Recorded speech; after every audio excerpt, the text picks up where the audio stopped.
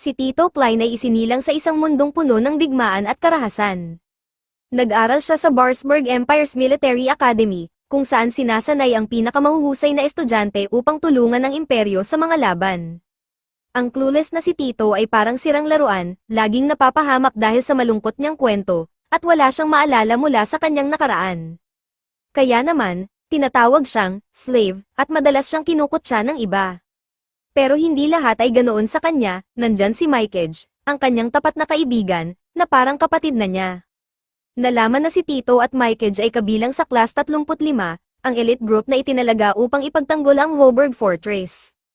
Malapit na ang kanilang graduation exam, kung saan kailangan nilang ipakita ang kanilang galing sa Xiphon.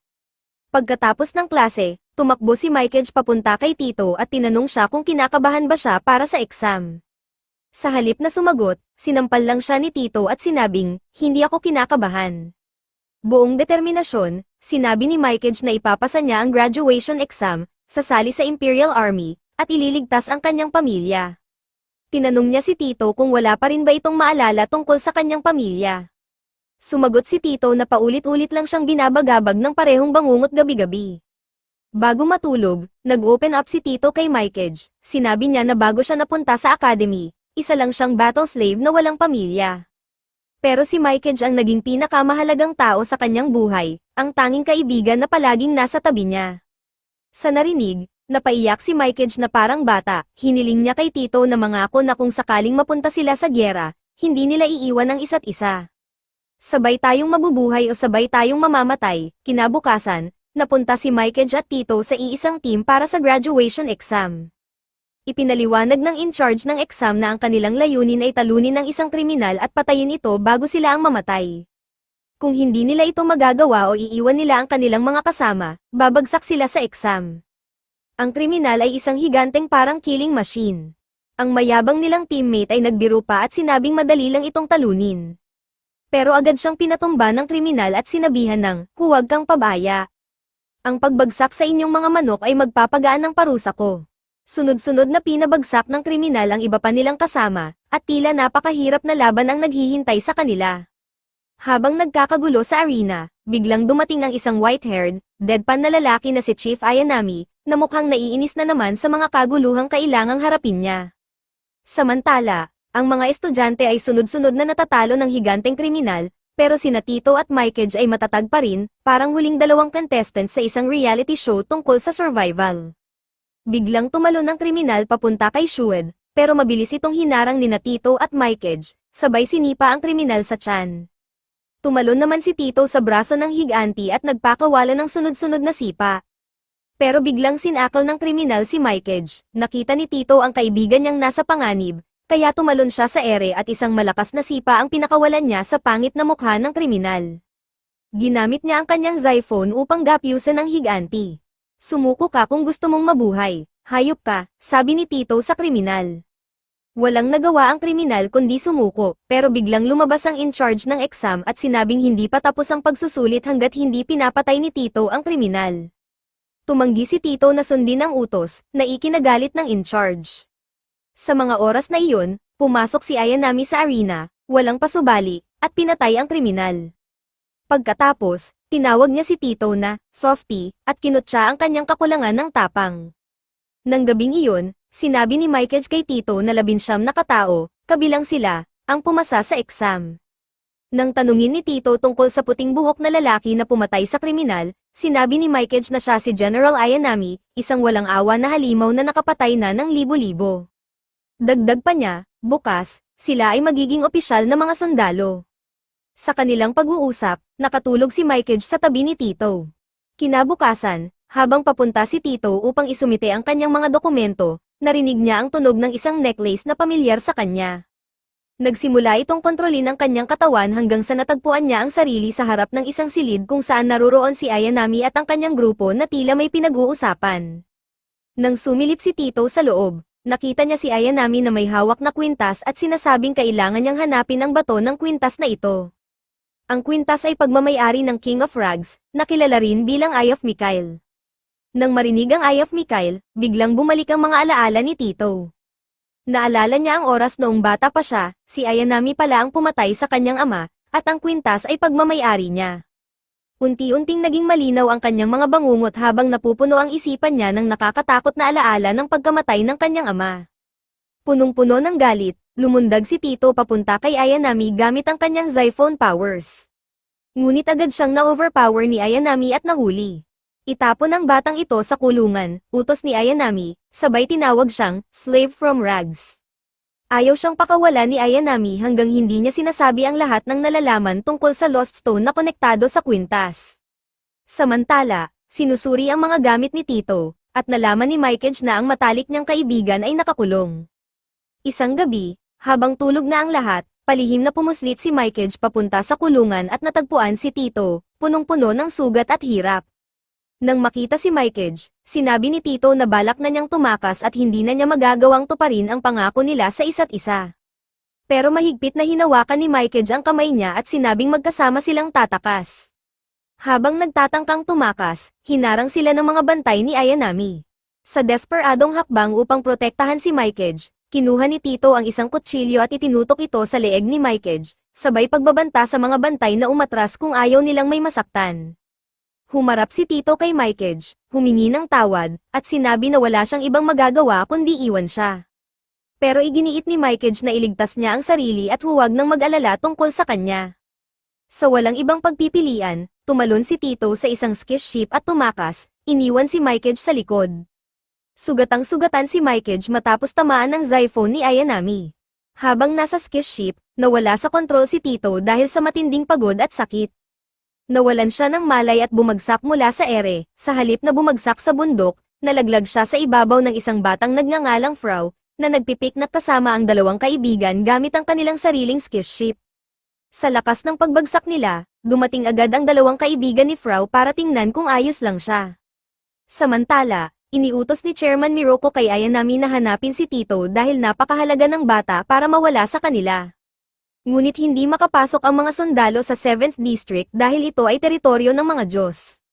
Kung naruroon si Tito, hindi siya maaaring arestuhin ng mga sundalo. Samantala, dinala ng mga kaibigan ni Frau ang walang malay na si Tito sa isang simbahan, umaasang magising siya. Nang sa wakas ay magkamalay si Tito at damilat ang mga mata, ang una niyang ginawa ay sipain si Frau sa mukha at magtangkang tumalon mula sa balkonahe. Sa bilis ng reflexes, nahawakan ni Frau ang damit ni Tito sa ere at sinabing, ngayon lang ako nakakita ng ganitong kadesperado sa gustong mamatay. Habang nahihirapan si Frau na pigilan si Tito, sumaklolo ang isa pang lalaki at binuhat pabalik si Tito sa lupa. Kasabay nito, sinermonan niya si Frau sa pagpapahirap sa bata. Nang tanungin ni Tito kung bakit siya niligtas, ipinaliwanag ng lalaki na ito ay isang Barsburg Church na nasa 7th District at sila ay bahagi ng klero. Nagpakilala ang lalaki na may salamin bilang si Castor, ang lalaking may purple hair bilang si Labrador, at ang mukhang nakakatakot na si Frau bilang kanilang kasamahan.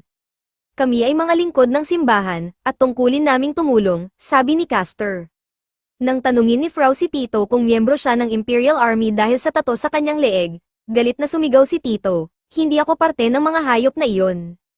Napansin ng tatlong lalaki na mahina pa ang kalagayan ni Tito, kaya pinayuhan nila siyang magpahinga at iniwang mag-isa. Ngunit sa gabi, hindi makatulog si Tito dahil nag-aalala siya kay Mikage. Lumabas siya ng simbahan, iniisip kung paano niya mararating ang kaibigan. Pero bigla na lang bumigay ang kanyang mahihinang tuhod at siya'y bumagsak sa lupa. Nagising siya mula sa pagkahimatay nang marinig ang sigaw ng tatlong madre na nakakita sa kanya sa sahig. Pinakilala ng mga madre ang kanilang sarili bilang sina Sister Athena, Rosalie, at Labelle.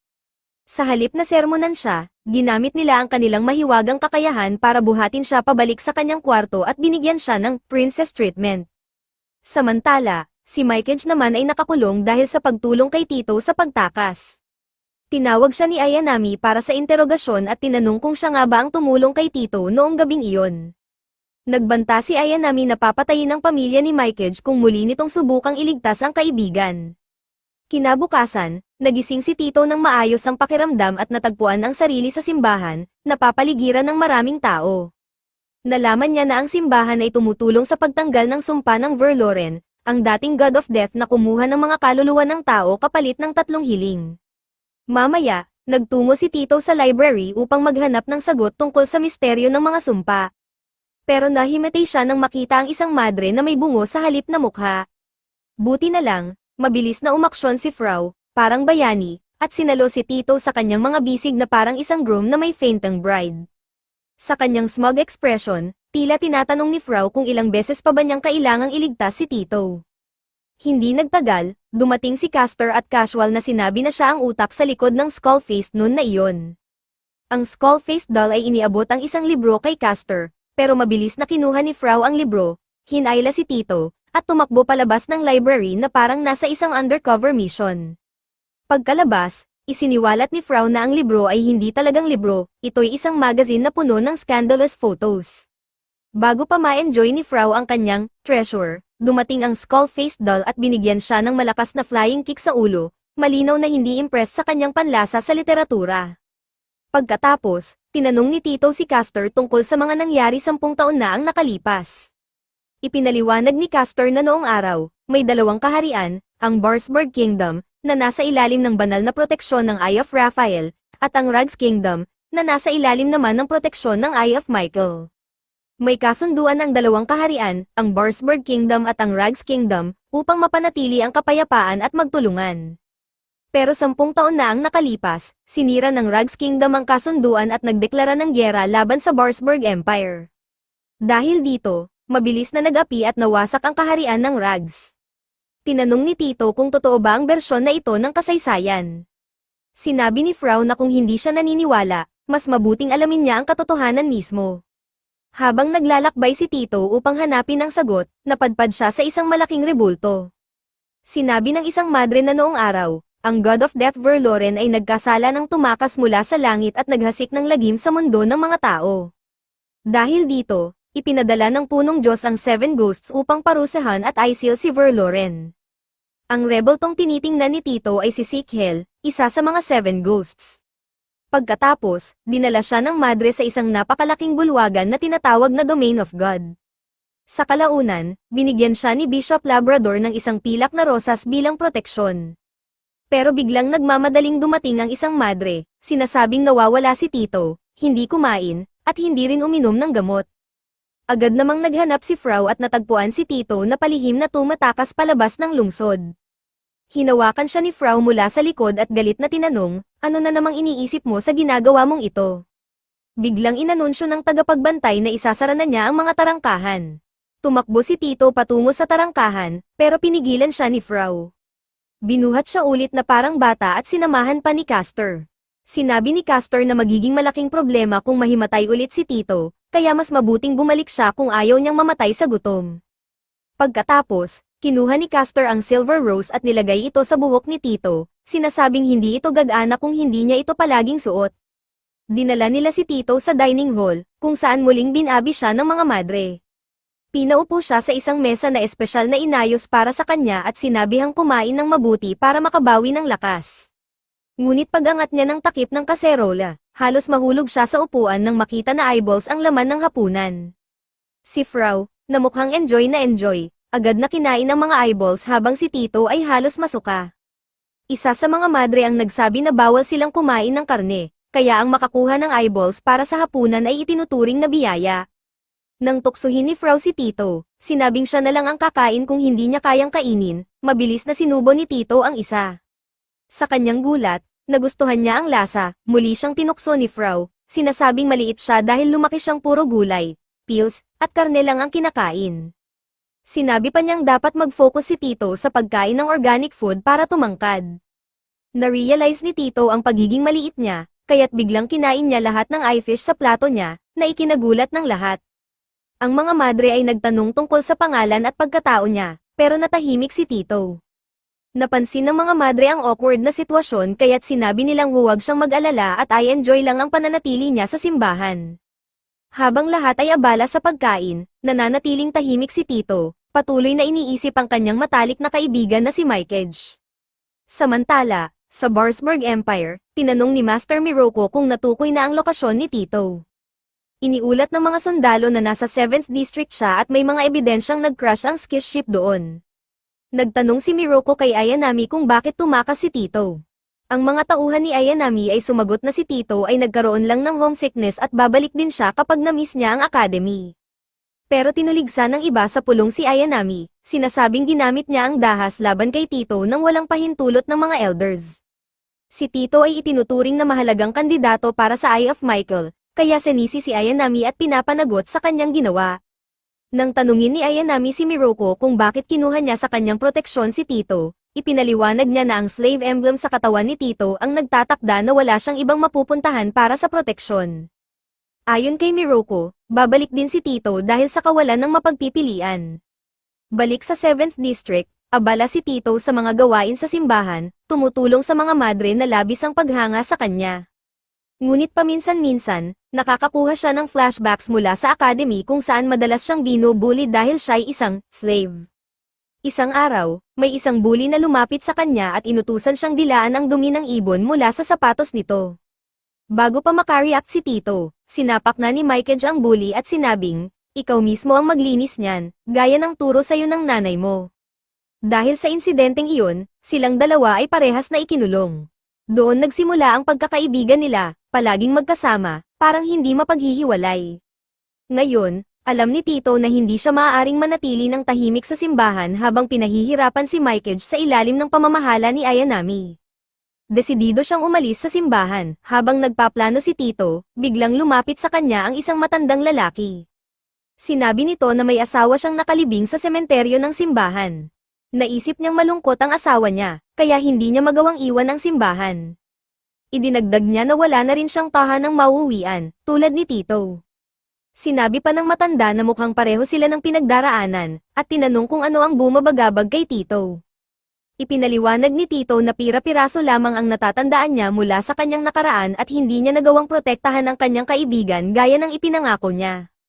Sinabi ng matanda na kung nais niyang palayain ang sarili mula sa kanyang pagsisisi, pumunta siya sa isang lugar bago mag-alas 12. Pagkatapos, iniwan ni Tito ang pilak na bulaklak sa kanyang kama at naghanda upang umalis. Pero muling hinaranggan ni Frau ang daan niya. Tinanong siya ni Frau kung ano ang magagawa ng isang mahina tulad niya kung babalik siya sa imperyo. Sa galit, inatake ni Tito si Frau gamit ang kanyang Zyphone. Dahil dito, napagtanto ni Castor na si Tito ay may kakayahang gumamit ng Zyphone. Ipinaliwanag niya na ang Zyphone ay ang natatanging kakayahang baguhin ang mga biyaya ng buhay na ibinigay ng Diyos sa iba't ibang anyo. Karaniwan, ang kapangyarihang ito ay naia-activate ng emosyon at dumadaloy mula sa kamay ng gumagamit.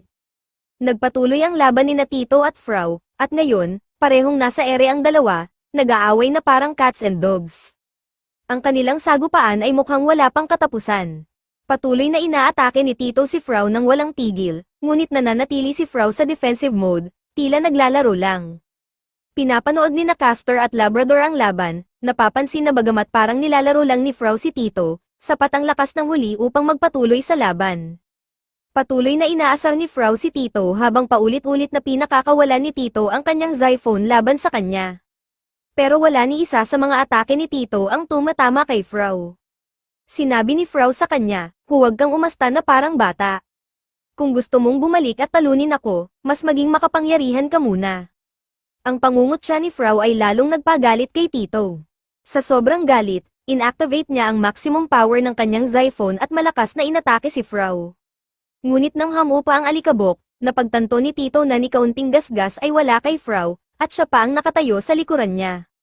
Sinabi ni Frau, kailangan mo ng higit pa sa Zyphone para talunin ako, bago niya binigyan si Tito ng malakas na suntok sa tiyan, dahilan para mawalan siya ng malay at bumagsak. Sinabihan ni Castor si Frau na masyado siyang naging marahas sa bata, pero sinabi ni Frau na sa ngayon, hindi na muna susubukang tumakas si Tito. Sa kalagitnaan ng gabi, nagising si Tito mula sa isang bangungot tungkol kay Mikage, na pinahihirapan ni Ayanami. Naalala niya ang sinabi ng matandang lalaki na dapat niyang puntahan ang isang lugar bago maghating gabi. Agad niyang tinakbo ang lugar upang makipagkita sa matanda at sundan ito upang iligtas si Mikage. Dinala siya ng matanda sa isang tahimik na pasilyo at tinanong kung nahihirapan ba siyang maalala ang kanyang nakaraan at kung talagang nais niyang iligtas ang kaibigan niya. Ipinakita ng matanda ang isang larawan ni Tito kasama ang kanyang ama noong bata pa siya. Sinabihan siya ng matanda na mag-isip ng mabuti at alalahanin ang kanyang nakaraan. Biglang nagbalik sa alaala ni Tito ang mga panahon noong bata pa siya.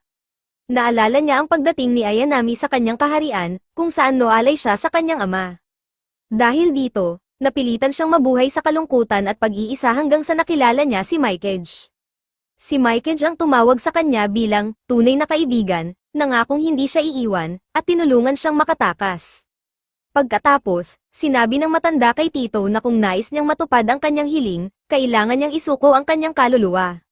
Sinimulan ng matanda ang hypnotism, pinipilit si Tito na ipikit ang kanyang mga mata at ialay ang kanyang kaluluwa. Ngunit nang malapit nang mahulog si Tito sa bitag ng matanda, dumating sina Frau at ang kanyang mga kaibigan.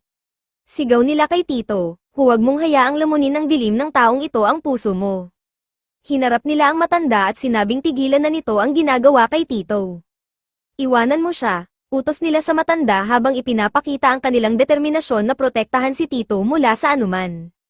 Sinabi ng matanda na si Tito mismo ang lumapit sa kanya para sa kaligtasan. Tumawa si Frau at tinanong kung ang kaligtasan niya ay may basbas ng Diyos.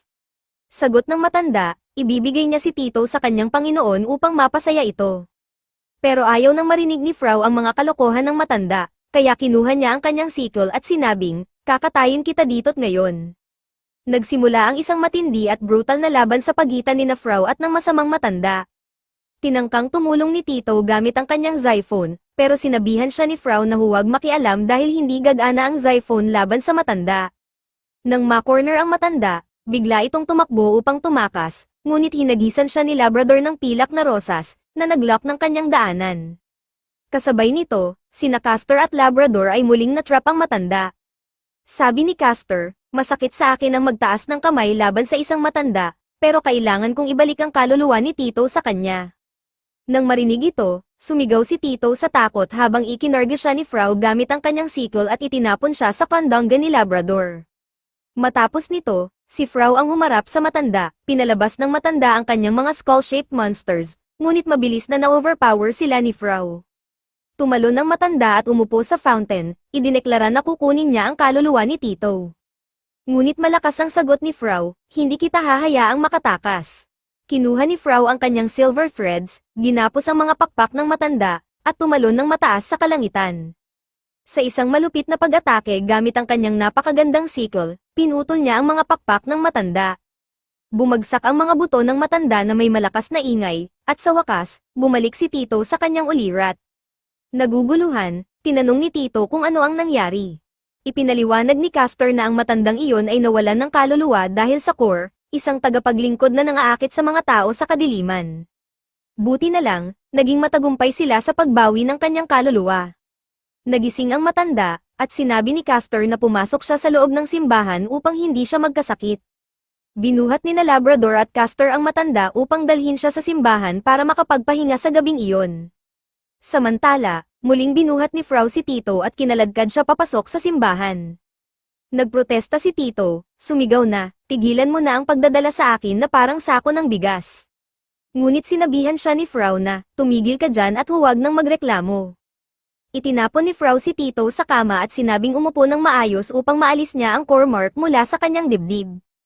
Itinaas ni Frau ang kanyang kamay, hinugot ang kakaibang sumpa mula sa katawan ni Tito, at sinabihang magpahinga. Kinabukasan, nagising si Tito at naglakad-lakad sa paligid ng simbahan. Bilang isang estudyante ng military academy, halos wala siyang alam tungkol sa mundo sa labas. Nang lumabas siya ng simbahan, nakita niya ang maliwanag at mapayapang kapaligiran, kung saan abala ang mga madre sa paglalaba sa may batis. Napansin ng mga madre si Tito na tila malalim ang iniisip, kaya binati nila siya ng "Magandang umaga." At sinabing inaayos nila ang kanyang mga lumang damit. Lumapit si Sister Rosalie at ipinakita ang kanyang pantalon, sinabing siya na ang maglalaban nito. Ngunit mabilis na inagaw ni Tito ang kanyang underwear at sinabing siya na ang maglalaban nito. Biglang dumating si Frau, binatukan si Tito, at tinukso siya, "Halos hindi kita napansin." "Napakaliit mo talaga," galit na tinanong ni Tito si Frau kung ano ang kailangan ng "stupid bishop" mula sa kanya. Sinabi ni Frau na hindi niya papayag ang umalis si Tito hanggat hindi siya ganap na malusog upang alagaan ang sarili. Nagpasalamat si Tito sa pagligtas ng kanyang buhay, ngunit upang pagaanin ang mood, biglang kinuha ni Frau ang panty ni Tito at itinaas ito sa hangin. Sumigaw si Tito sa kahihiyan habang tumalon sa tubig upang habulin ang kanyang underwear. Nagpigil ng tawa ang mga madre habang pinapanood ang kanilang nakakatuwang tagpo. Habang nasa tubig, biglang lumitaw ang isang water elf at nagsimulang haplasin si Tito, dahilan para tumalon siya palabas ng tubig sa takot. Ipinakilala ni Castor ang elf bilang si Rosette, ang organista ng simbahan. Gustong-gusto ni Rosette si Tito at niyakap ulit siya, na ikinahiyang muli ni Tito. Tinuro ni Castor kay Tito ang matandang lalaki mula kagabi, na ngayon ay masaya na kasama ang kanyang pamilya habang pinagsisilbihan siya ng mga madre. Nang tanungin ni Tito kung ano ang core, ipinaliwanag ni Castor, kapag ang Chief of Heaven ay nagbigay ng buhay sa mga tao, binibigyan din sila ng 3 hiling na maaaring tuparin sa kanilang buhay. Kapag natupad ang 3 pangarap, bumabalik ang kaluluwa nila sa langit. Ngunit ang core ay sinusubukang sirain ang mga pangarap ng tao at inilulubog sila sa kadiliman sa pamamagitan ng pag-agaw ng kanilang kaluluwa. Dahil dito, trabaho ng simbahan na protektahan ang mga tao mula sa core. Sinabihan ni Castor si Tito na panatilihing lihim ang lahat ng nangyari sa kanila. Bago umalis, tinanong niya si Tito kung ano ang kanyang pangarap. Biglang napalalim ang iniisip ni Tito, naalala si Mikeage. Noon, akala niya wala siyang pangarap kundi sundin lamang ang landas ng military academy.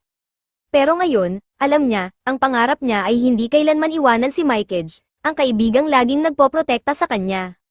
Samantala, si Mikeage, na nakakulong pa rin, ay iniisip ang masasayang araw nila ni Tito. Isang araw, habang papunta sila sa pangingisda, tinukso ni Shiro si Mikeage dahil kaibigan niya si Tito, isang slave. Hindi ito matanggap ni Tito kaya sinimulan niyang bugbugin si Shiro, pero pinigilan siya ni Mikeage. Laging nagpapasalamat si Mikeage kay Tito dahil palagi siyang ipinagtatanggol nito. Habang nasa kulungan, biglang dumalaw si Ayanami kay Mikeage at sinabing dumating ang kanyang nakababatang kapatid upang bisitahin siya. Pero hindi ito simpleng pagbisita, ginamit ni Ayanami ang kapatid ni Mikeage bilang panakot. Pipiliin mo pa rin ba si Tito kaysa sa kapatid mo? Tanong ni Ayanami, pero matatag ang sagot ni Mikeage, naiintindihan ng pamilya ko ang layunin ko. Alam nila na hindi ko kailanman pagtataksilan ng isang kaibigan. Samantala, sa simbahan, pinapanood ng 3 bishop si Tito mula sa malayo. Naiinis si Frau, sinasabing, napaka-dramatic ng batang yan. Sa edad niya, dapat nagbabasa siya ng porn, sumagot si Labrador, sinabing dapat bigyan si Tito ng espasyo dahil kailangan niya ng oras para makapag-isip. Biglang lumitaw si Rosette mula sa tubig at inutusan si Tito na pumunta sa chapel. Sumunod si Tito, at habang naglalakad, narinig niya ang mga dasal ng mga madre at bishops. Sa mga sandaling ito, biglang naalala ni Tito ang sinabi ng kanyang ama noong ibinigay nito sa kanya ang Eye of Michael, balang araw, mamanahin mo ang legacy ng Rags. Pangalagaan mo ang kaharian, at huwag hayaang maaga ito ng Imperial Army. Paglabas niya ng chapel, bitbit ang pilak na rosas, napagtanto ni Tito na kung siya ang tagapagmana ng Rags Kingdom, siya ay magiging kaaway ng Barsburg Empire. Hindi kailanman hahayaang mabuhay ng Imperial Army ang isang miyembro ng royal family tulad niya. Nagtataka si Tito kung alam na ba ng simbahan ang tungkol sa kanyang pagkatao kaya't pinoprotektahan siya. Habang pinapanood siya mula sa malayo, nagkomento si Frau, napakahirap kasama ng isang malungkot na Tito. Napansin naman ni Castor na malaki ang malasakit ni Frau sa bata. Sinabi ni Labrador, habang tinitingnan ng mga bulaklak, Steel Aster. Ipinaliwanag niya na nangangahulugan ito na may paparating na napakadelikadong tao para kay Tito. Pagkatapos ng ilang sandali, habang naglalakad si Tito, biglang niyakap siya ng isang lalaki na nakasuot ng kapa. Nagulat si Tito nang mapagtantong si Mikeage ang yamakap sa kanya. Ngunit hindi pa rin makapaniwala si Tito, kaya tinanong niya kung talagang si Mikeage iyon. Hinawakan siya ni Mikeage sa balikat at sinabing, "Ako ito, Tito.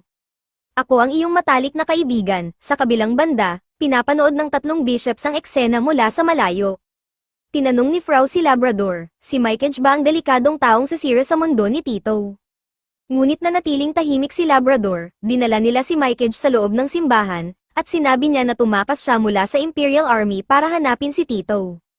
Sinabi pa ni Mikeage, "Hindi lang kami magkaibigan, magkapatid kami habang buhay." Nang tanungin ni Frau kung paano niya nagawang makarating sa 7th District nang walang gaanong kahirapan, sagot ni Mikeage na hindi naman iyon malaking problema. Napansin ni Castor na nag-aalala si Tito para kay Mikeage, kaya siniguro niya na pwede itong manatili sa simbahan hanggat gusto niya. Pero nag-alala si Tito, iniisip kung tama bang ilagay sa panganib ang lahat dahil sa kanya. Nakita ni Frau na masyado na namang iniisip ni Tito ang lahat, kaya't binasag niya ang seryosong mood, sigurado akong iiyak ka na naman parang bata matapos makita ang kaibigan mo. Sinabi pa ni Frau, huwag kang mag-alala, ako na ang magpapagaling sa kaibigan mo, at pagkatapos nito, makakaalis na kayo ng magkasama. Pagkatapos, iniabot ni Frau kay Mykage ang isang magazine na puno ng nudes, na ikinatuwa ni Mykage na parang nabigyan siya ng bagong buhay. Sumigaw si Tito sa galit, pervert ka talaga, iniwan ng 3 bishop sina Tito at Mykage upang makapag-usap ng masinsinan. Habang naglalakad palayo, tinanong ni Frau ang dalawa, sigurado ba kayo na siya talaga si Mykage? Parang napakadali naman ng pagkakawala niya sa Imperial Army. Dagdag pa niya, nakakapagtaka rin kung paano niya agad natagpuan si Tito. Sinagot ni Castor na ang mga hula ni Labrador ay hindi kailanman nagkakamali at siguradong may masamang mangyayari. Dumating ang Archbishop at sinabihan si Frau na itigil ang kanyang kalokohan at maghanda para sa annual baptismal ceremony. Nagbabanta pa siya, kung mapahiya mo ang simbahan, siguradong yari ka. Sa gabi, dinala ni Tito si Mykage sa isang hardin kung saan maaari silang mag-usap ng tahimik. Habang pinapakita ni Tito ang paligid, sinabi ni Mykage na masaya siyang makita na maayos ang kaibigan niya. Tinanong ni Tito kung paano niya natagpuan si Mykage, at sagot nito, ang pagbagsak mo dito ang nagpadali para mahanap kita. Nag-alala si Tito at tinanong kung nahirapan ba si Mykage. Sagot ni Mykage, hindi naman ganoon kahirap, ininteroga lang ako ni Ayanami, pero pinakawalan din niya ako pagkatapos.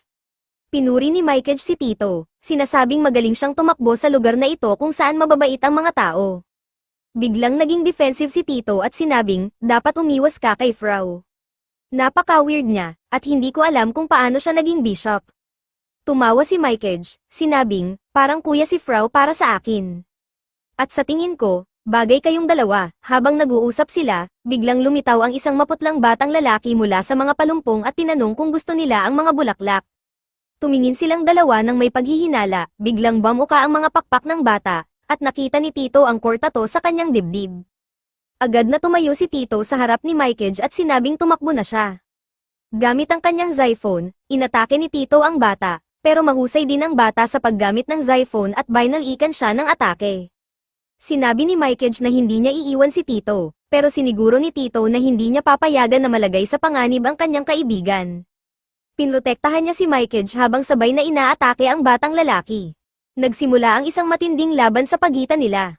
Nahirapan si Tito sa pakikipaglaban, kaya inakyat niya ang mga pader ng kastilyo upang habulin ang bata gamit ang kanyang Zyphone. Tumalon siya at sunod-sunod na umatake gamit ang Zyphone, ngunit biglang naglaho ang bata sa likod ng mga tore ng simbahan.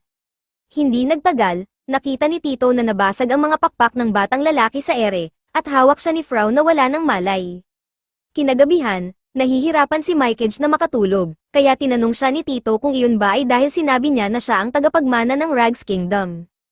Tumawa si Mykage at sinabing naniniwala siya kay Tito, sabay biro na kahit noong nasa academy pa sila, halata na ang aura of royalty sa kanya.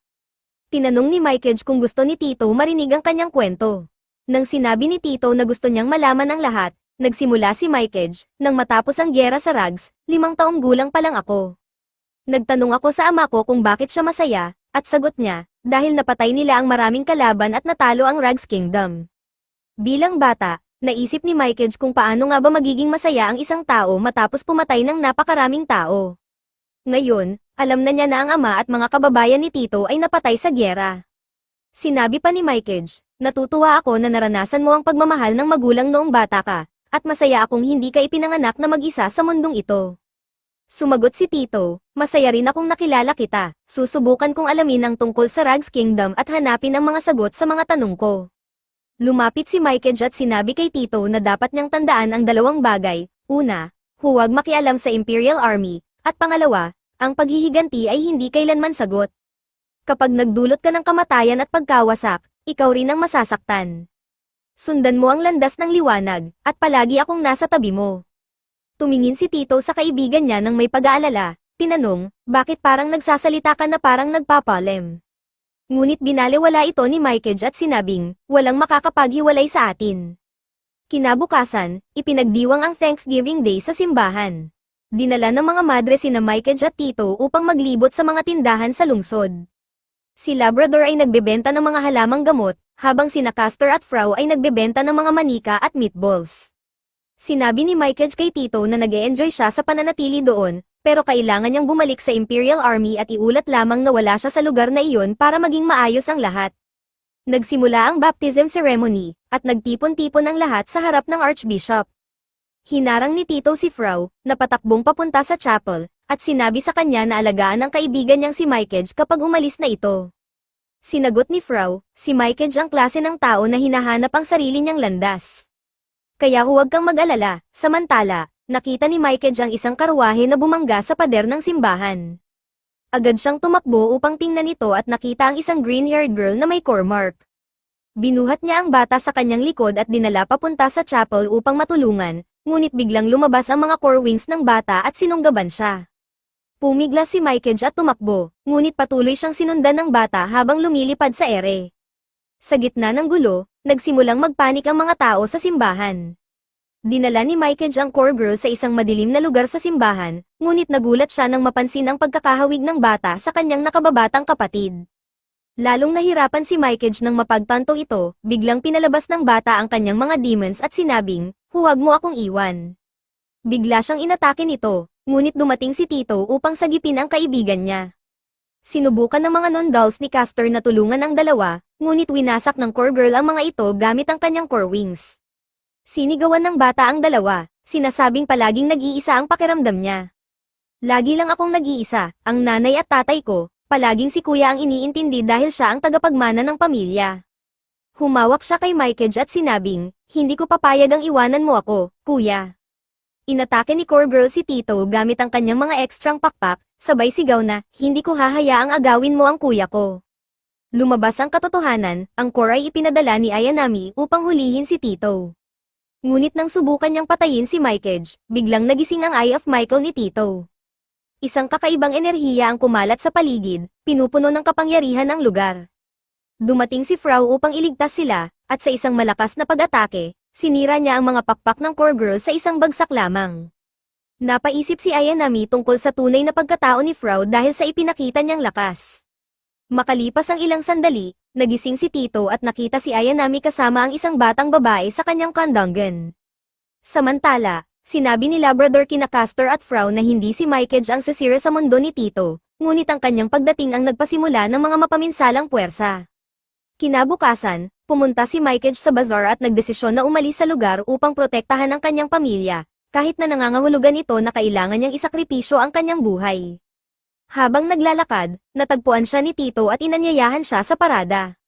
Nagpa siya si Mikeage na gumawa ng isang huling magandang alaala kasama ang kaibigan. Dumating ang oras ng misa, at nagtipon ang mga tao upang panoorin ang parada na puno ng magagandang pagtatanghal. Sa gitna nito, itinuro ni Mikeage kay Tito ang isang malungkot na batang nakatayo sa ilalim ng puno. Nang subukan nilang lapitan ang bata, bigla itong tumakbo. Narinig nilang may sumisigaw, at nang tingnan nila ang direksyon ng sigaw, nakita nila ang isang lalaki na hinahabol ang parehong bata. Gumamit si Castor ng isang taktika at napasubsob ang matabang lalaki sa kalye. Nang tanungin siya ni Castor kung anong nangyari, sinabi nitong ninakaw ng bata ang kanyang tinapay. Kalma siyang sinagot ni Castor, "Ngayong huling araw ng pagpapala ng Diyos para sa mga bata, patawarin mo na siya." Samantala, natagpuan ni na Mikeage at Tito ang batang nagtatago sa likod ng isang tolda. Binigyan nila siya ng tinapay at inanyayahan na manood ng pagtatanghal ng mga madre. Doon nalaman nila na ang pangalan ng bata ay Tajio. Sinabi nito na namatay ang kanyang ina at nagpunta ang kanyang ama upang maghanap ng trabaho. Nilamutak ni Mikeage ang buhok ng bata at sinabing itigil na ang pagnanakaw dahil aalagaan siya ng simbahan. Pagkatapos uminom ng tubig, bumalik si Tajio upang panoorin ang pagtatanghal ng mga madre. Sa entablado, isang madre ang nagkunwaring umaatake kay Sister Rosalie bilang bahagi ng palabas. Ngunit hindi naintindihan ni Tajio ang eksena at tumalon siya upang iligtas si Rosalie mula sa mga madre. Nagdulot ito ng ingay, kaya't mabilis na tumakbo sina Mikeage at Tito upang makita ang nangyayari. Agad nilang kinuha si Tajio at sinabing dadalhin nila ang hindi kilalang pasaway sa isang sulok. Sa isang tahimik na lugar, tinanong ni Mikeage si Tajio kung hindi pa ba siya nakapanood ng isang pagtatanghal dati. Bago pa siya makasagot, biglang tinawag ng isang lalaki ang pangalan niya. Tumakbo si Tajio papunta sa lalaki, at nagyakap ang dalawa. Napagtanto ni na Mikeage at Tito na ang lalaki ay ang ama ni Tajio. Habang pinapasalamatan ng lalaki si Tito at nakipagkamay sa kanya, bigla niyang naramdaman ang malamig na sensasyon na gumagapang sa kanyang katawan. Nang umalis na ang lalaki kasama si Tajio, sinabi ni Tito kay Mikage na napakalamig ng kamay ng lalaki. Agad siyang tumakbo para sundan ito, hindi nagtagal, nakita niya ang lalaki na hinayla si Tajio papunta sa isang dark arena. Malakas niyang idineklara, kukunin ko ang kaluluwa mo. Nang makita si Tito, nagsisigaw si Tajio ng tulong.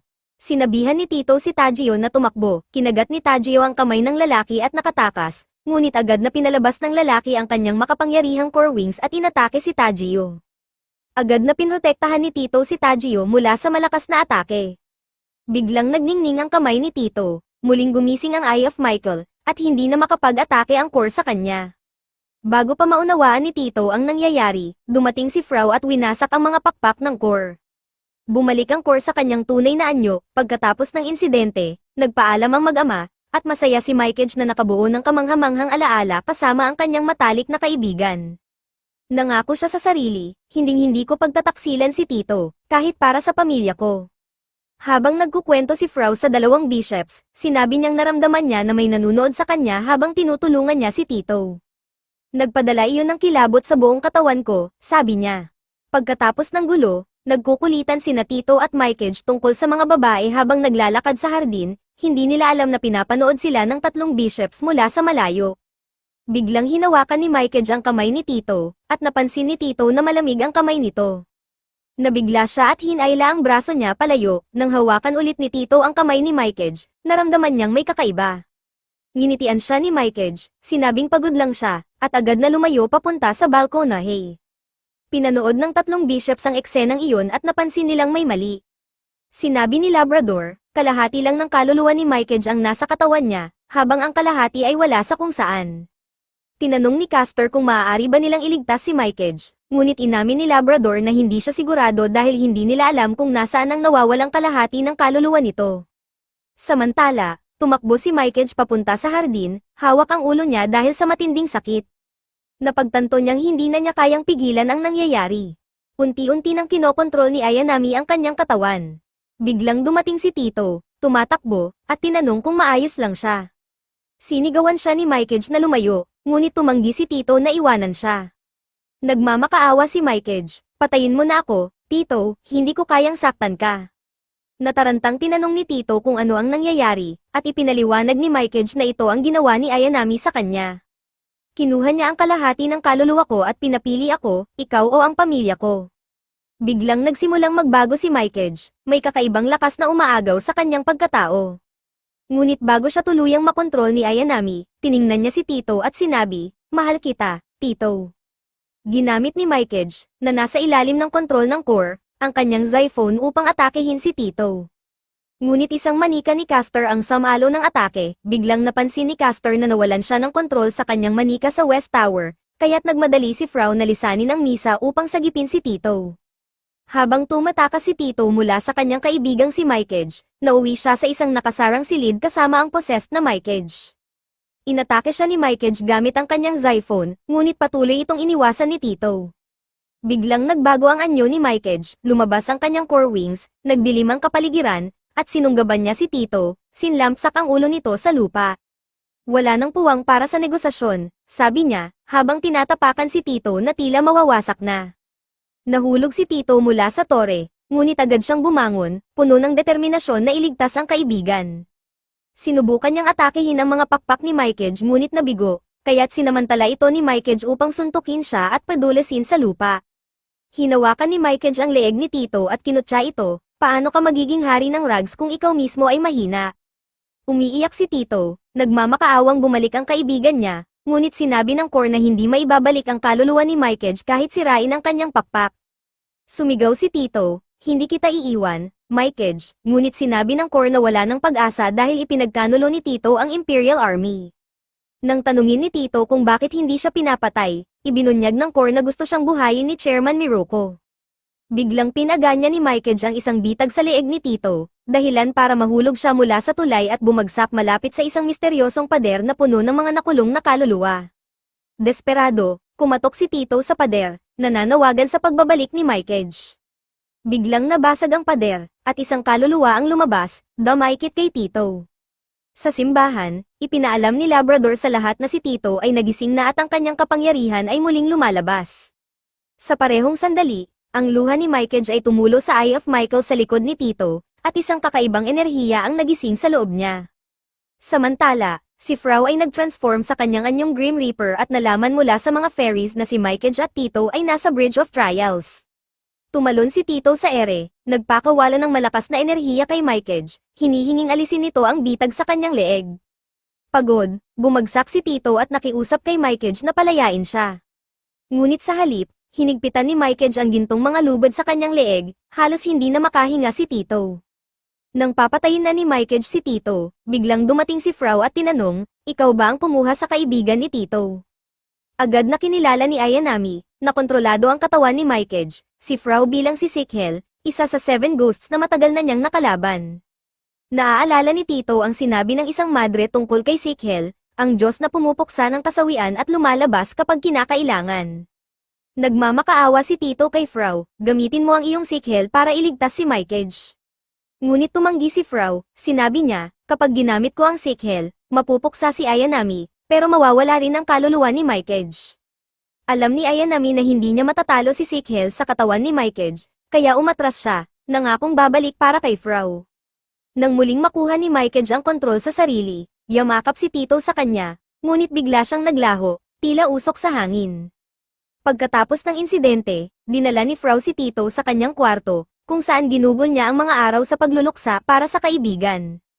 Naalala niya ang panahon kung kailan si Mikeage ang nagdala ng pagkain para sa kanya, isang mangkok ng lugaw, dahil palagi lang siyang umiinom ng gatas at kumakain ng bitamina.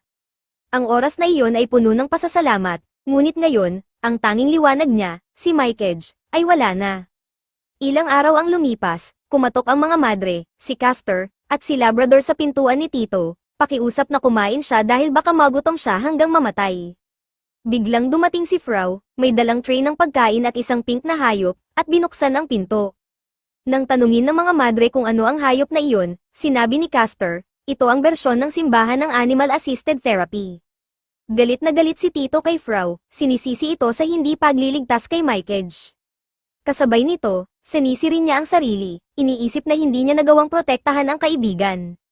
Sinubukan ni Frau na kalmayin siya, hindi mo kasalanan, Tito.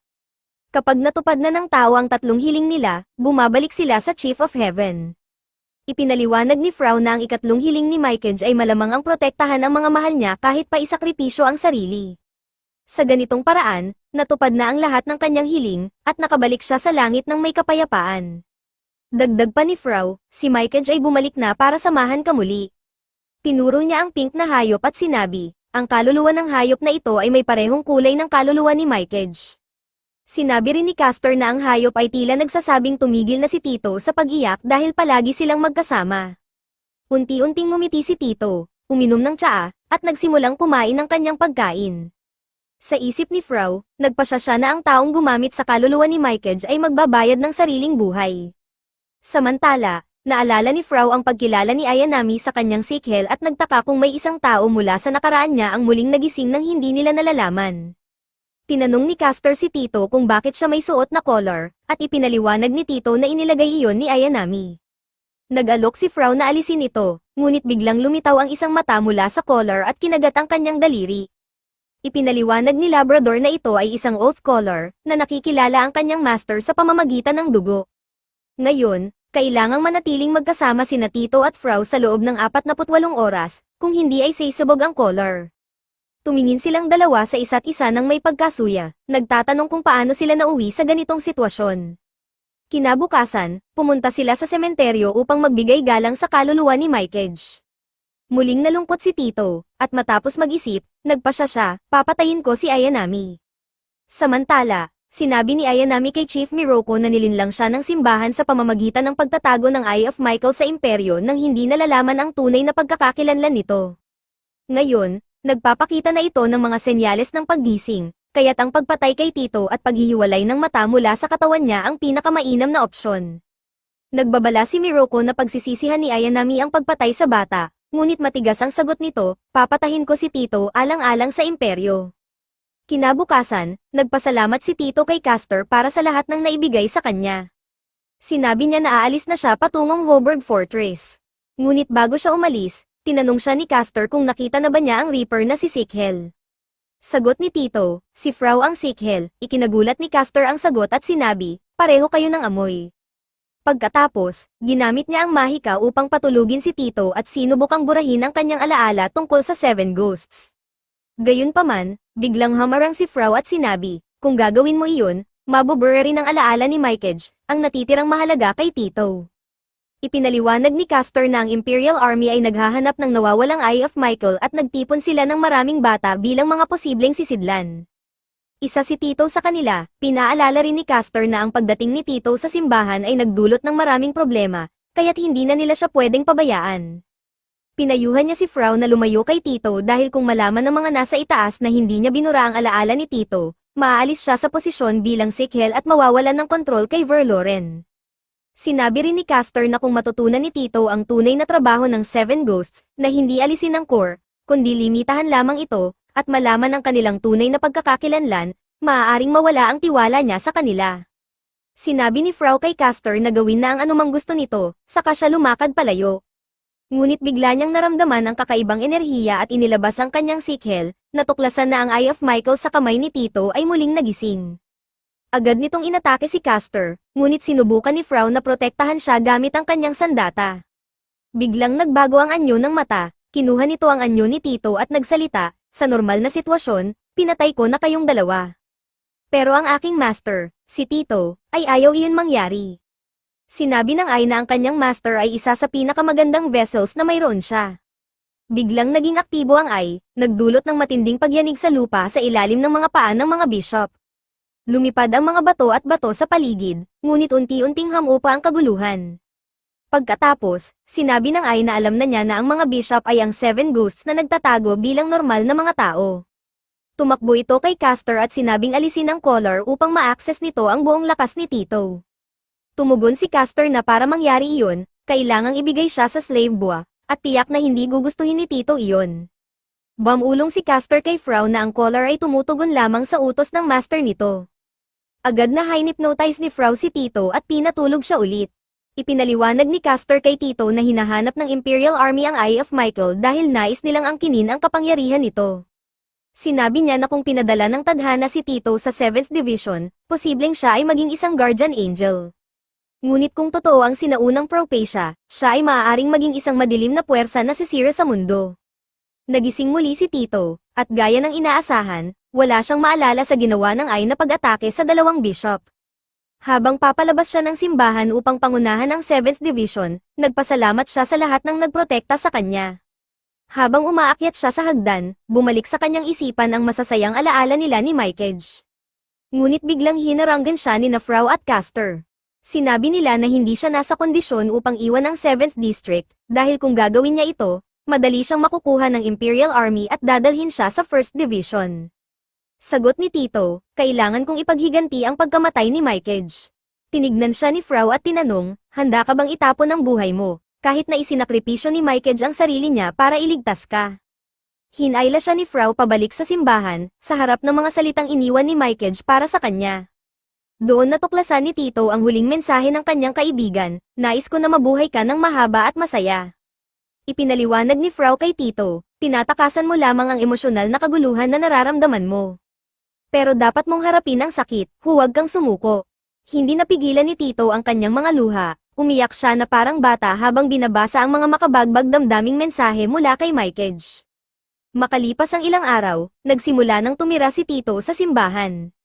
Tumutulong siya sa mga madre sa paglilinis ng mga pasilyo, umaakyat ng mga tore kasama si Frau para tumulong sa mga gawain, at gumagawa ng pang-araw-araw na trabaho.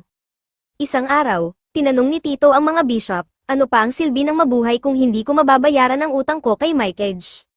Parang nasasayang lang ang oras ko dito, masaya namang sinabi ni Castor, may paraan para makaganti ka.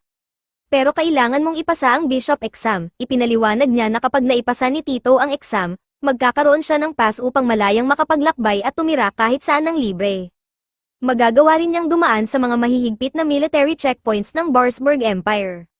Dagdag pa niya, Ang exam ay gaganapin sa loob ng 1 buwan kaya kailangang maghanda si Tito. Agad namang pumayag si Tito, at dinala siya ng mga bishop sa library. Ngunit laking gulat niya nang makita ang mga makakapal at malalaking libro na inihanda nila para sa kanya. Ipinaliwanag ni Frau na ang unang bahagi ng exam ay isang written test na may 100 tanong na sumasaklaw sa 77 volumes at ilang daang kabanata ng Biblia. Sinabi ni Castor na kailangang maisaulo ni Tito ang lahat ng ito sa loob ng 30 araw. Napansin ni Frau ang hirap ng hamon at tinanong, paano niya magagawa yan? Ako nga, inabot ng 3 taon bago ko natutunan lahat ng yan. Tumawa si Castor at sumagot, kasi tanga ka, kaya inabot ka ng 3 taon. Nang simulang basahin ni Tito ang mga Bible volumes, napansin niyang pamilyar ang mga ito sa kanya. Tinanong niya si Castor kung maaari siyang subukan ito. Sa simula ng pagsusulit, nagulat si Frau nang masagot ni Tito ang lahat ng tama, tila isang eksperto. Sinabi ni Tito na, parang lullaby lang ang mga salitang pumapasok sa isip ko. Ngunit inamin niya na marami pa siyang kailangang isaulo upang maipasa ang exam. Pagkatapos ng ilang oras, dinala ni Castor ang isang sandata kay Tito. Ipinaliwanag niya na ang ikalawang bahagi ng exam ay isang practical Xiphon test kung saan kailangan niyang ipakita ang kanyang kakayahan sa Xiphon. Sinabi ni Castor na sa mundong ito, maraming bagay na hindi kayang protektahan sa pamamagitan lamang ng malasakit at panalangin. Kailangang armado ang mga bishop upang tulungan ang mga lost lambs na nawalan ng pangarap at naligaw ng landas. Kinuha ni Frau ang sandata mula kay Castor at ipinaliwanag kay Tito na ang ikalawang exam ay tungkol sa pagpatay sa core. Tinawag niya ang sandata na Bacillus, isang espesyal na sandata na ginagamit ng mga bishop upang sirain ang core. Kailangang ma-channel ni Tito ang kanyang Xiphon sa Bacillus upang makuha at sirain ang core.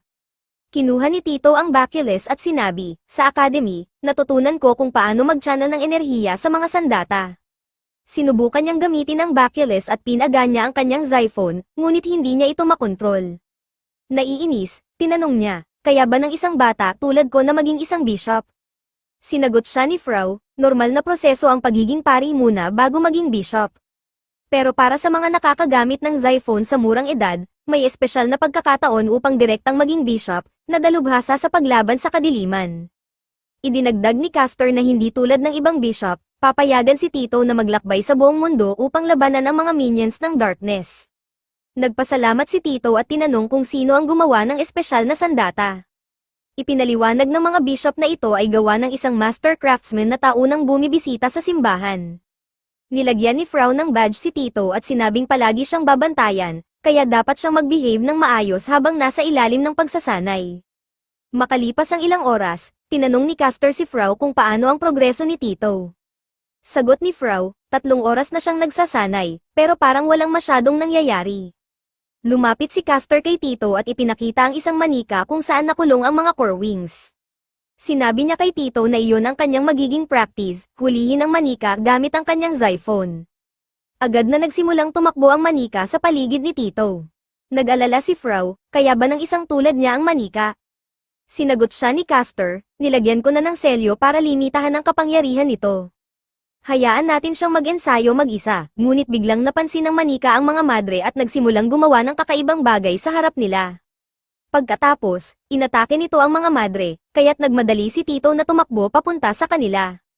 Gamit ang kanyang sandata, sinubukan niyang salakayin ang manika. Tumakbo ang mga madre palayo habang nanatiling nakatayo si Tito, naghihintay sa reaksyon ng manika. Biglang lumabas ang mga core wings mula sa katawan ng manika, at natulala si Tito sa takot. Tumakbo ang manika papunta kay Tito habang sumisigaw siya para sa tulong. Ngunit bago ito makalapit, biglang nalubog ito sa mga bulaklak, dumating si Labrador upang iligtas siya. Dinala ni Labrador si Tito para magpahinga at inalok siya ng flower tea. Ipinaliwanag niya na ang tsaa ay may matamis na lasa para sa mga nasasaktan. Biglang umiyak si Tito at sinabing gusto niyang maghiganti para kay Mykej, pero sinabi ng kaibigan niya na huwag gawin iyon. Sinagot siya ni Labrador, pinatawad ka na ni Mykej. Minahal ka niya, kaya't hindi ka niya ibinigay sa Imperial Army. Napagtanto ni Tito na si Mykej ang tunay na kayamanang natanggap niya. Naisip niya kung paano mabuhay ng isang buhay na magpapasaya sa kanya. Biglang nagningning muli ang Eye of Michael sa kanyang kamay. Kinagabihan, habang pauwi si Tito sa kanyang kwarto, tila nakita niya si Mykej. Ngunit nang hawakan niya ang balikat ng isang golden-haired boy, nalaman niyang hindi ito si Mikeage kundi isang bata na nag-e-exam din para maging bishop. Tinukso ng Blondie si Tito, sinabing hindi niya alam na pinapayagan na pala ang mga bata na kumuha ng ganitong kahirap na exam. Tinawag ni Tito ang Blondie na Weasel, at tinanong kung kilala niya si Shri mula sa O family, dahil mukha itong kamukha ni Shri mula sa academy. Nagsimula silang magtalo at muntik ng magkasuntukan. Sinabi ng Blondie, galing ako sa Oak family, nandito ako para hanapin ang isang tao, saka ito umalis. Sinundan siya ni Tito at dumating sa isang grupo ng mga bishop na nagtipon upang panoorin si Archbishop Baston na kumukuha ng core mula sa isang batang babae gamit ang Xiphone. Pinanood ni Tito kung paano ginamo ni Baston ang core girl nang walang sakit o pinsala. Tinanong ni Tito si Castor kung paano nagawa iyon ni Baston. Ipinaliwanag ni Castor na si Archbishop Baston ay isang eksperto sa healing Xiphone. Ang Xiphone na ito ay hindi ginagamit para sa pag-atake, kundi para sa pagbibind at pagtanggal ng core nang walang sakit. Sinabi ni Castor, sa tamang talento at pagsisikap, magagawa mo rin ito balang araw. Simula ngayon, bibigyan ka namin ng espesyal na pagsasanay. Maya-maya, nakita muli ni Tito ang Blondie at tinanong ito kung sinusubukan ba nitong maging kaibigan niya. Sinigawan siya ni Tito, huwag kang mag-ilusyon, hindi mangyayari iyon. Kinagabihan, ibinigay ng mga madre ang kwarto ni Tito, at laking gulat niya nang malaman na ang kanyang kasama sa kwarto ay ang Blondie na nakilala niya kanina. Ipinakilala siya ng mga madre bilang si Hakiren Oak, mula sa 1st District. Pareho nilang agad na hiningi ang pagbabago ng kwarto, ngunit tumanggi ang mga madre, sinasabing dapat silang maging magkaibigan. Habang nag-aaral si Hakiren, patuloy na nagmumukmak si Tito tungkol sa pagiging magkasama nila sa kwarto. Maya-maya, inalok siya ni Hakiren na samahan ito, ngunit nagdadalawang isip si Tito dahil pakiramdam niya ay hindi pa rin niya alam kung paano gamitin ng tama ang Baculus. Sa tuwing sinusubukan niyang i-channel ang kanyang Xiphone dito, parang tinatanggihan siya ng sandata. Bigla niyang napansin ang dugo sa Baculus, at naisip niyang ito ang dugo ng mga naunang kandidato na nagsumikap upang maging bishop. Naglakad sila ni Hakiren patungo sa isang arena upang magsanay, ngunit pinahinto sila ng isang gwardya na sinabing kailangan muna nilang magparehistro sa gate register bago magsimula. Nang makapasok na sila, biglang nawala ng malay ang gwardya, kaya't binuhat nila ito papunta sa infirmary. Kumalat agad ang balita tungkol sa nangyari kay Guard Aldo, at sinabi ni Labrador kay Castor na ito ang unang pagkakataon na nangyari ang ganito. Idinagdag pa niya na pati ang mga bulaklak ay tila natatakot. Samantala, nagmamadaling tumatakbo sina Hakiren at Tito papunta sa klase dahil nahuli na sila matapos dalhin si Aldo sa infirmary. Habang tumatakbo, sinabi ni Hakiren kay Tito, isa kang mabuting tao dahil tinulungan mo ang gwardya kanina. Nahihiyang sumagot si Tito, tigilan mo nga ako, para mo na rin akong ginagawang bata. Nang dumating sila sa klase, sumama sila sa ibang mga kandidato na ipinapakita ang kanilang mga Baculus. Napansin ni Tito na kakaiba ang anyo ng kanyang Baculus kumpara sa iba. Pinangunahan ng madre ang grupo papasok sa isang water barrier kung saan may mga core na lumilipad sa itaas nila. Ipinaliwanag ng madre, ang mga core dito ay hindi makalalabas ng tubig, ngunit napakadelikado pa rin dahil maaari nilang manipulahin ang inyong isipan. Bigla namang sinabi ni Hakiren kay Tito na manatili sa likuran. Agad siyang sumugod sa mga core at sinimulang atakehin ang mga ito. Namangha ang lahat sa lakas at katumpakan ng kanyang mga pag-atake. Sinabi ni Hakiren kay Tito, hindi tayo magkapareho. Ang emosyon mo ay hindi katulad ng akin. Dito napagtanto ni Tito na ang Xiphone ay nagmumula sa mga salita at kumakatawan sa emosyon ng isang tao. Ngunit naisip niya rin na hindi tumutugon ang Baculus sa kanyang mga salita dahil ito ay hindi isang simpleng sandata para sa pagpatay. Nag-focus si Tito sa paglalabas ng enerhiya mula sa kanyang Baculus na magpapalakas sa kanya upang hindi na siya mawalan ng mahal sa buhay. Ngunit kahit anong gawin niya, hindi pa rin ito gumagana. Narinig niya ang tawanan ng iba pang mga kandidato. Sinabi ni Hakiren sa kanya na magpatuloy at huwag sumuko. Biglang lumapit si Archbishop Baston at sinabing, mag-focus ka sa hanggaring maglingkod sa Diyos at subukang muli. Hindi alam ni Tito kung ano ang tunay na anyo ng Diyos, ngunit naisip niya, kung ang Diyos ay isang tao na makapagbibigay sa akin ng lakas, iisipin ko si Mikeage. Sa pag-iisip niya kay Mikeage, isang makapangyarihang enerhiya ang biglang lumabas mula sa Baculus. Lahat ng naroon ay natulala, napansin ni Baston na ang Baculus na hawak ni Tito ay pag-aari ni Frau. Biglang nagtanong si Hakiren kung paano konektado si Tito kay Frau. Nang tinawag ni Tito si Frau na, perverted bishop, sinampal siya ni Hakiren at sinabing, si Frau ang nakakuha ng pinakamataas na score sa ikalawang bahagi ng exam, at ginagamit mo ang bachelor's niya nang hindi mo man lang alam. Dahil sa pagtatalo nila, pareho silang pinalayas mula sa practice arena. Habang naglalakad, narinig nila ang sigawan ng mga madre. Tumakbo sila patungo sa direksyon ng ingay at nakita si Guard Aldo, patay sa malamig na dugo. Narinig nila ang mga bulong-bulungan ng mga tao, sinasabing ang 7 ghosts ang pumatay kay Aldo dahil isa siyang mamamatay tao. Sa paligid, nakita ni Tito ang isang madilim na anino. Napansin niyang mukha itong si Frau, ngunit malamig at parang walang emosyon ang itsura nito. Kinagabihan, palihim na lumabas si Tito at pumunta sa isang glass painting ni Mother Mary na may hawak na sanggol. Biglang nagbalik ang mga alaala niya noong dinala siya ng kanyang ama sa isang hindi pamilyar na lugar. Sinabi ng kanyang ama, makikilala mo ang ilang mahahalagang tao, alagaan mo sila.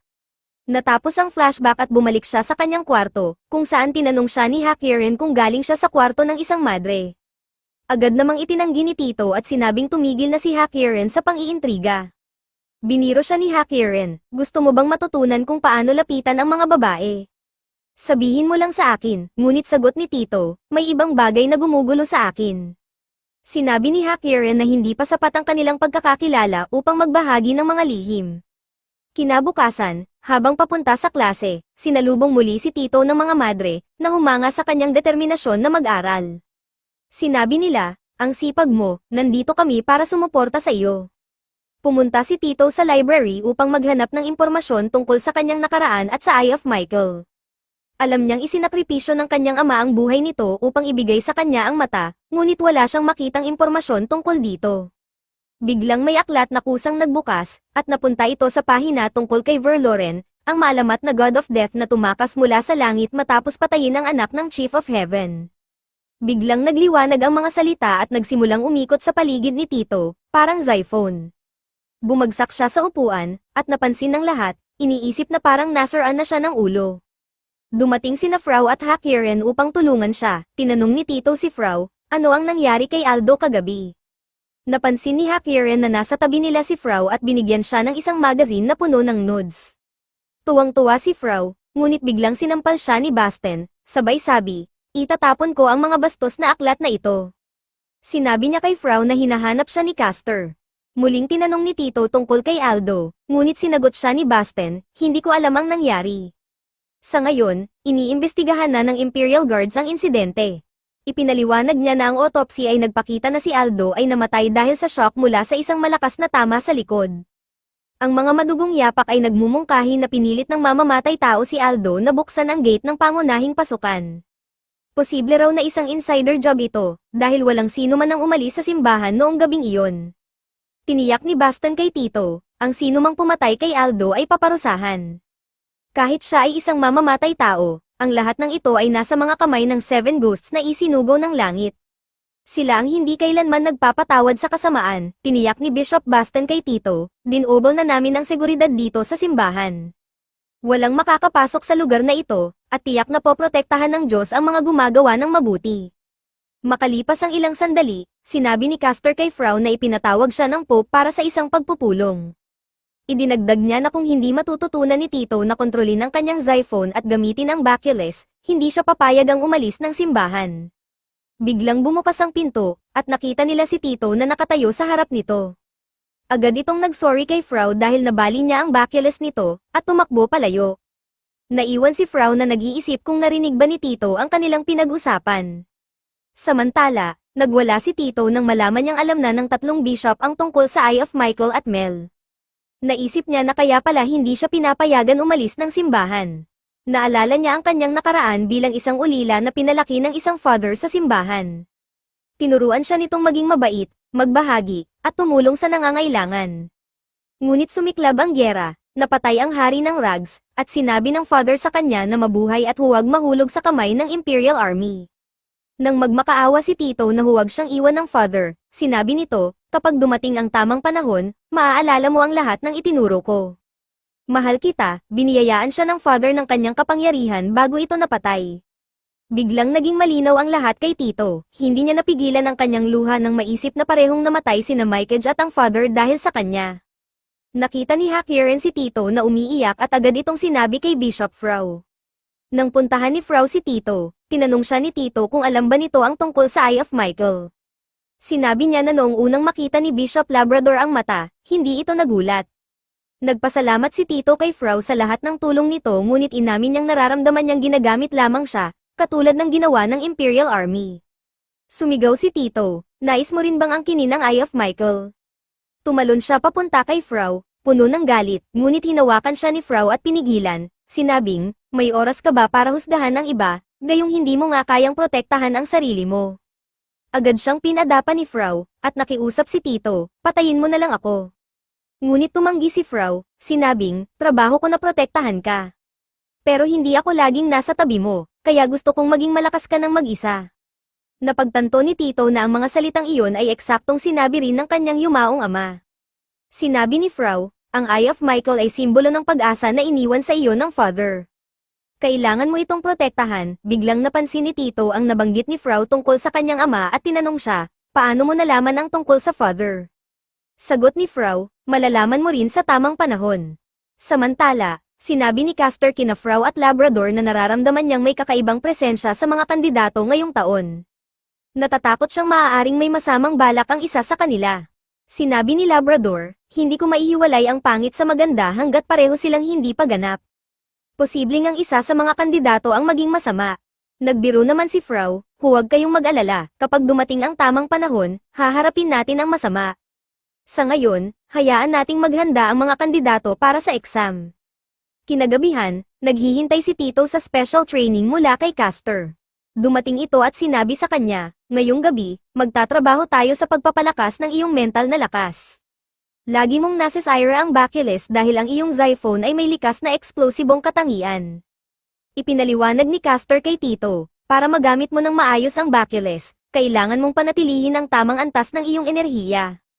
Naisip ni Tito kung ito ba ay dahil sinanay siya sa academy na patayin ang maraming kaaway sa pinakamaikling oras. Sinabi ni Castor na dapat siyang tumakbo sa paligid ng simbahan habang hinahabol ng kanyang cordals upang hindi siya maging tamad. Dagdag pa, kailangan niyang tumakbo sa Zim track na ginawa ni Castor at gumawa ng sariling Xiphon shield upang hindi siya liparin sa ere. Agad na nagsimula si Tito sa pagtakbo, habang ang mga nakakainis na cordals ay hinahabol siya na parang mga manok. Pinapalibutan at inaatake siya ng mga ito mula sa lahat ng direksyon. Ngunit hindi nila alam na ang isa sa mga tauhan ni Ayanami ay pinapanood sila mula sa malayo. Pagkatapos ng pagsasanay, halos patay na si Tito sa pagod at bumagsak sa kama. Habang nagbibihis ng kanyang pantulog, napansin ni Hakiren ang marka ng isang battle slave sa likod ni Tito. Nagtaka siya kung ito ang dahilan kung bakit napakalakas ng kanyang Xiphon. Sinabi ni Hakiren na nahirapan siyang alagaan ng pink na hayop habang wala si Tito.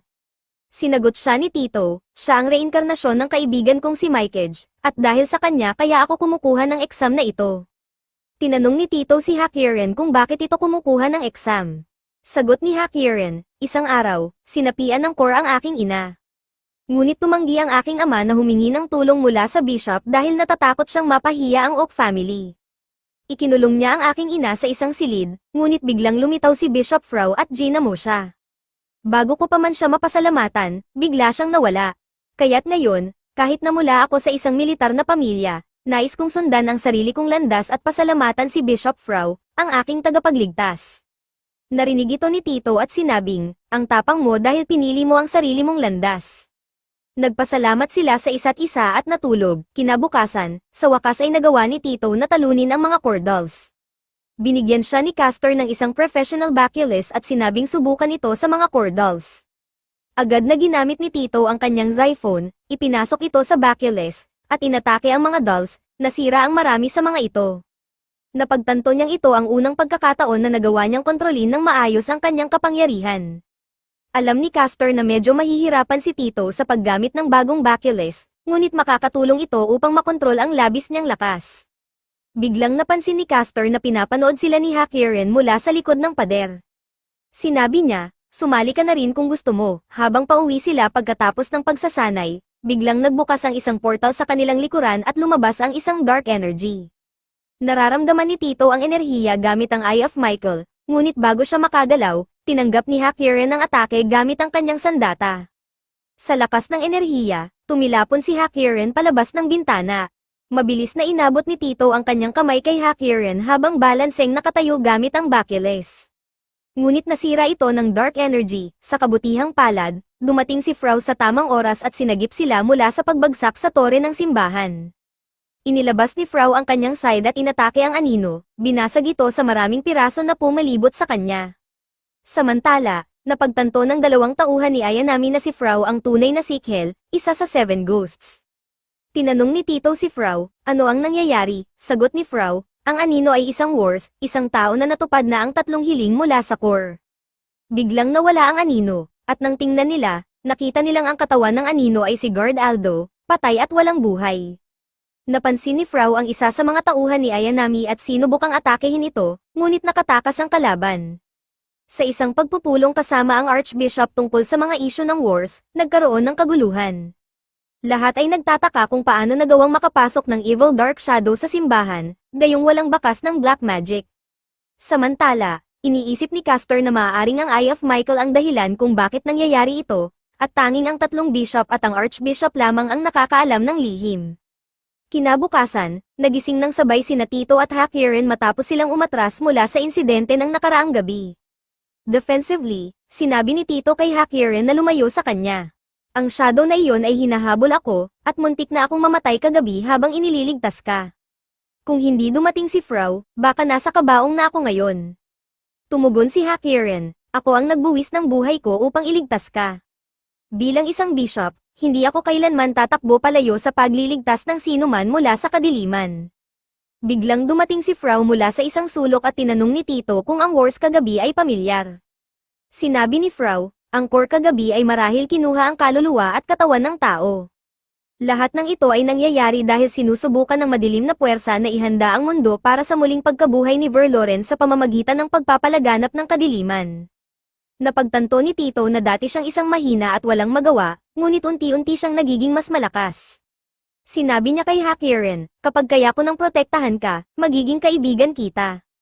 Paglaon, nakasalubong nila ang mga madre na pinuri si Tito sa kanyang kasipagan.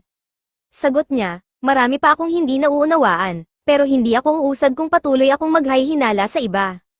Kaya magtatrabaho ako ng husto, sa library. Abala sina Tito at Hakiren sa paghahanap ng mga aklat nang biglang lumapit ang isang kainahinalang bishop, isang tauhan ni Ayanami. Mabilis na hinarang siya ni Castor at tinanong kung ano ang kailangan niya. Itinapon ng bishop ang isang metal badge kay Tito at sinabing ang nagmamay-ari nito, si Fia Cruz, ay may mensahe para sa kanya. Naglakad ito palapit kay Tito sa isang nagbabanta na paraan, ngunit agad siyang binalot ni Castor gamit ang kanyang mga silver threads at itinapon ito sa library. Habang patuloy na bumubulong ang possessed na bishop, sinabi nitong, ang simbahan ay hindi kakampi ni Tito. Nang maglaon, natapos ni Castor ang laban, tinanong ni Hakiren si Tito kung sino si Fia Cruz, ngunit sagot niya, pamilyar ang pangalan, pero hindi ko maalala kung sino siya. Biglang dumating si Frau, tumatakbo patungo kay Tito at tinanong kung maayos si Castor. Ngunit si Tito, puno ng paghihinala, tumingin ng akusado kay Frau. Sinabi ng tao kanina na ang simbahan ay hindi ko kakampi. Malungkot na sagot ni Frau, bumalik ka na naman sa paghihinala sa lahat. Dagdag niya, ikaw lang ang makakapagdesisyon kung sino ang mga kaibigan mo. Ang tiwala mo ay nasa iyong mga kamay, pagkatapos, iniwan niya si Tito. Dumating ang 2 bishop upang aliwin si Tito. Sinabi nila, siya ang tama, ikaw lang ang makakapagdesisyon kung sino ang kakampi mo. Dagdag ni Labrador, sa ngayon, nanginginig ka sa sakit na nararamdaman mo. Maya-maya, sinabi ni Hakiren kay Tito na tigilan na ang pag-aalala kung kakampi ba ng simbahan ang mga tao rito. Kahit ano pa ang mangyari, ako ang magiging kakampi mo. Samantala, nagtungo ang mga bishop sa Archbishop upang iulat ang nangyari sa library. Ipinaliwanag ni Castor na ang bishop na lumapit kay Tito ay mayroon lamang half-soul. Sinagot sila ng Archbishop, ginawa niyo ang tama sa pagprotekta sa selyo ni Verloren. Sa mundong ito, tanging ang 7 Diyos lamang ang maaaring magmanipula ng kaluluwa. Sinabi ni Labrador, ang gulong ng tadhana ay nagsimulang mawala ng kontrol matapos ang 1,000 taon. Patuloy na natutulog ang katawan ni Val sa ilalim ng selyo ng Eye of Michael, ngunit kahit na tina-target ng mga Servants of Darkness si Tito at ang mata, nananatili pa rin ang selyo sa kanyang katawan. Nangangahulugan ito na ginagabayan ng langit ang ating huling pag-asa upang baguhin ang tadhana ni Tito. Dagdag ni Castor, si Tito ay natatakot magtiwala dahil nawala na sa kanya ang lahat. Ngunit hawak niya ang susi upang baguhin ang kanyang kapalaran. Samantala, naglalaro si Frau kasama ang mga bata nang bigla niyang maramdaman ang kakaibang enerhiya mula sa loob ng simbahan. Agad siyang tumakbo patungo sa direksyon nito at napansin ang mga bakas ng kadiliman sa paligid. Galit na galit siyang nagmadali dahil hindi siya matahimik at hindi matukoy ang pinagmumulan ng madilim na enerhiya. Binuksan niya ang pinto ng isang dark chamber at nakita ang isang tauhan ni Ayanami na may pink na buhok. Mabilis siyang tumakbo papunta sa tauhan, ngunit inihagis nito ang isang katawan na puno ng core-infused energy kay Frau. Nagpakawala rin ito ng madilim na Xiphon, at biglang nagsimulang bumangon ang mga walang buhay na katawan sa dingding upang atakihin si Frau. Inilabas ni Frau ang kanyang sickle at walang awang pinaghiwa ang mga zombie. Tinawag niya ang tauhan, ikaw ba ang Worf na naghahanap kay Tito? Sumugod siya upang atakehin ito, ngunit naglaho ito sa kadiliman. Agad na lumapit si Frau upang tulungan ang sugatang lalaki at tinanggal ang blade mula sa katawan nito. Ngunit dumating ang mga gwardya sa chamber at inakusahan si Frau ng pananakit sa lalaki. Sinabi nilang ang sandata ni Frau ay ang Warspeel weapon. Ininsulto nila siya, sinabing ilagay ang mga kamay sa ulo, at inaresto siya. Sinubukang pigilan ng Archbishop Baston ang mga gwardya, sinasabing, hindi kailanman gagawa ng masama si Frau. Ngunit hindi siya pinakinggan at dinala pa rin nila si Frau. Samantala, nalaman ni Labrador mula sa mga bulaklak na inaresto si Frau dahil pinaghihinala ang pumatay sa mga kriminal. Sinabi niya kay Castor, labanan ni Frau ang tauhan ng kadiliman upang protektahan si Tito. Ngunit isa itong bitag laban kay Frau, biglang dumating si Tito, tumatakbo, at sinabi, gusto kong magtiwala sa inyo, pero ang hirap. Tinawag siya ni Castor at dinala sa isang silid kung saan haharapin niya ang sariling kaluluwa. Sinabi ni Labrador, tingnan mo ang loob ng iyong kaluluwa kapag naglaho na ang ulap. Iniwan nila si Tito sa loob, habang naroon, tinanong ni Tito ang ulap kung dapat ba siyang magtiwala sa simbahan at kay Frau. Biglang lumitaw ang isang boses, sinasabing, dapat kang magtiwala sa kanila at sa lahat ng matutuklasan mo rito. Nang tinitigan niya ng mabuti, lumitaw ang imahe ng Father na nagpalaki sa kanya. Sinabi ng Father, iaalis ko ang isa pang selyo sa iyong alaala upang maalala mo ang higit pa. Unti-unting naalala ni Tito na ang pangalan ng Father ay Freya Cruz. Napagtanto niyang si Freya Cruz ang pari na nagpalaki sa kanya sa simbahan. Lumabas si Tito sa silid at sinabi sa mga bishop, alam ko na ang lahat. Dito ako kabilang, ngunit sinabi ng mga bishop sa kanya ang masakit na balita, si Freya Cruz ay isang bishop na matagal nang na-excommunicate mula sa simbahan. Nang tanungin ni Tito kung bakit pinaalis si Freya Cruz, ipinaliwanag ni Castor, ninakaw niya ang Pandora's Box mula sa simbahan at nagtungo sa Rags Kingdom. Ang kahon na iyon ang naglalaman ng katawan ng God of Death, Verloren. Dahil dito, sumiklab ang Rags War, nang mabuksan ang Pandora's Box, sinalakay ng Imperial Army ang kaharian ng iyong ama at winasak ito. Ngunit hindi pa rin malinaw kung paano nagsimula talaga ang digmaan. Naniniwala ang Barsburg Empire na ginamit ng Rags Kingdom si Bishop Freya Cruz upang nakawin ang Pandora's Box. Ang plano raw ay muling buhayin si Verloren gamit ang dalawang mata upang sakupin ang buong mundo. Sa ngalan ng hustisya, winasak nila ang Rags, ngunit may mga nagsasabi na gawa-gawa lamang ng Barsburg Empire ang buong kwento upang idiin ang Rags Kingdom at gawing dahilan ang pagsakop. Ang katotohanan ay nananatili sa kadiliman. Nang tanungin ni Tito kung bakit gagawin iyon ng kanyang ama, sumagot si Castor, tanging si Bishop Freya Cruz lamang ang nakakaalam ng totoo.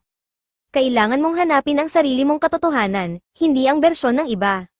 Dagdag pa niya, ikaw ang huling pag-asa ng iyong kaharian, kaya't huwag kang mahulog sa kamay ng Barsburg Empire. Matapang na sinabi ni Tito, iniligtas ako ng Father, kaya alam kong may dahilan siya kung bakit niya ninakaw ang Pandora's Box. Naniniwala ako na may dahilan din siya kung bakit niya protektado ang Eye of Michael. Kaya't magiging bishop ako at hahanapin ang katotohanan. Samantala, nalaman ni Labrador mula sa mga bulaklak na si Frau ay sinintensyahan ng kamatayan at nabigla si Tito nang marinig ito. Ipinaliwanag ni Castor na si Frau ay ikinulong sa Dungeon of Light dahil sa paggamit ng Warspeel weapon. Sa kabilang banda, iniulat ni Baston sa Archbishop na ang kriminal na nakaligtas sa insidente ay masyadong mahina upang tanungin. Ngunit kumpirmado raw na hawak ni Frau ang Warfield weapon. Ipinaliwanag pa niya, kapag ang isang bishop ay direktang nakipag-ugnayan sa Warspeel, sinisira nito ang kanilang katawan. Tanging ang mga nagbenta ng kaluluwa sa kadiliman at ang kanilang mga supling ang maaaring humawak ng ganitong sandata nang walang proteksyon. Tinanong niya ang Archbishop kung kailan naging tainted si Frau, at kung may paraan upang mailigtas siya. Sagot ng Archbishop, ayaw nang maligtas ni Frau, hindi na niya magagamit ang Bacules, at isinuko na niya ang pamumuhay bilang isang normal na bishop. Dagdag pa ng Archbishop, ang simbahan ay pinoprotektahan ng isang barrier na ginagawang walang silbi ang pinakamalalakas na war spell.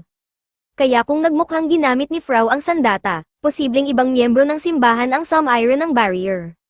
Nangangahulugan ito na may traidor sa simbahan, desperado si Tito na mailigtas si Frau, na laging nariyan para sa kanya. Hindi niya maintindihan kung bakit hinatulan ng kamatayan si Frau at pakiramdam niya ay hindi ito karapat-dapat sa ganoong kapalaran. Humingi siya ng tulong kay Rosette, na ginabayan siya sa mga kanal patungo sa Dungeon of Light kung saan nakakulong si Frau. Habang lumalangoy, napuno ng tanong ang isipan ni Tito tungkol sa sitwasyon ni Frau. Unti-unti siyang nalulunod sa bigat ng presyon ng tubig at kanyang mga iniisip, ngunit tinulungan siya ni Rosette na makabawi ng lakas.